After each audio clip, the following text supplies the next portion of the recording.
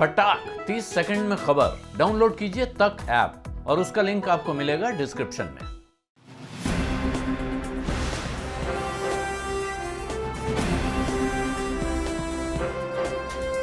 देश के 8 बड़े रियल एस्टेट मार्केट्स में शामिल दिल्ली एनसीआर में घरों के दाम घटने का दावा नाइट फ्रैंक के ग्लोबल रेजिडेंशियल सिटीज इंडेक्स में किया गया है। इंडेक्स के मुताबिक 2021 की तीसरी तिमाही यानी जुलाई सितंबर के दौरान हैदराबाद में घरों के दाम 2.5% बढ़े हैं, जबकि चेन्नई में 2.2% की बढ़ोतरी हुई है।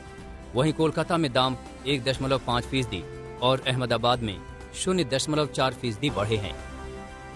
यानी इन शहरों में घरों की कीमतों में 2020 की तीसरी तिमाही के मुकाबले तेजी आई है, जबकि इस दौरान बेंगलुरु में घर 0.2% सस्ते हुए हैं।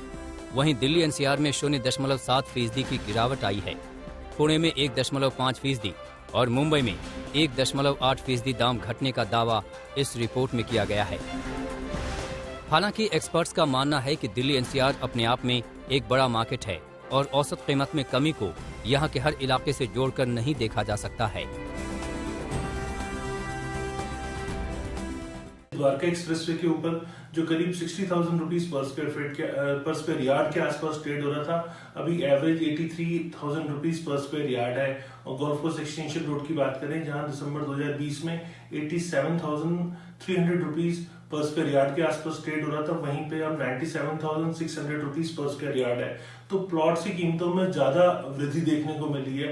तो ओवरऑल रियल एस्टेट की मार्केट गुड़गांव में ज्यादा पॉजिटिव साउंड कर रही है। ग्लोबल रेजिडेंशियल सिटीज इंडेक्स के मुताबिक दुनिया भर के 150 शहरों में 2021 की तीसरी तिमाही में घरों की कीमतों में 10.6% का उछाल देखा गया है। ये 2005 की पहली तिमाही के बाद घरों की कीमतों में सबसे तेज इजाफा है। इस साल की तीसरी तिमाही में 150 में से 93% शहरों में कीमतों में इजाफा हुआ है।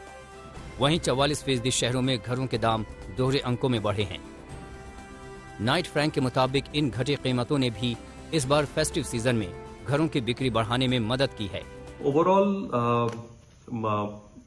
इंडिया में जो रेजिडेंशियल सेक्टर है उसमें डेफिनेटली एक रिकवरी फेज हम देख रहे हैं।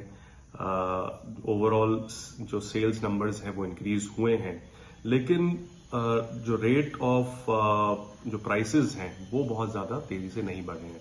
आई थिंक डेवलपर्स को भी अभी कॉन्फिडेंस आना बाकी है कि ये रिकवरी जो है वो कितनी सॉलिड और स्टेबल रहेगी और कितने टाइम तक चलेगी। भारत में मकान की बिक्री में तेजी देखी गई है। उसका प्रमुख कारण ये रहा है कि पिछले 1.5 से 2 साल में जो लॉकडाउन का पीरियड रहा है, उस पीरियड में लोगों ने घर में रहकर ही काफी अच्छी खासी सेविंग अपनी करी और उसके बाद इन लोगों ने बाहर निकल के इन्वेस्टमेंट करना स्टार्ट करी है। और दूसरा कारण रहा है कि भारत सरकार द्वारा जो रेट ऑफ इंटरेस्ट मकानों में, होम लोन में रेट ऑफ इंटरेस्ट कम करा गया है, उसके वजह से भी बहुत अच्छी खासी डिमांड देखी गई है। कम कीमत के अलावा सरकार की राहत पैकेजों, घरेलू बचत में बढ़ोतरी और कम ब्याज दरों ने भी इस साल घरों की डिमांड को बढ़ाने का काम किया है। हालांकि अब कोरोना के नए वेरिएंट ओमिक्रॉन को लेकर बढ़ रही चिंताओं और महंगाई के दबाव के सामने रियल एस्टेट सेक्टर के सेंटिमेंट बिगड़ भी सकते हैं। लेकिन अगर ये खतरा टल गया तो फिर घरों की बिक्री तेज रफ्तार से दौड़ने के लिए नए साल में भी तैयार नजर आती है।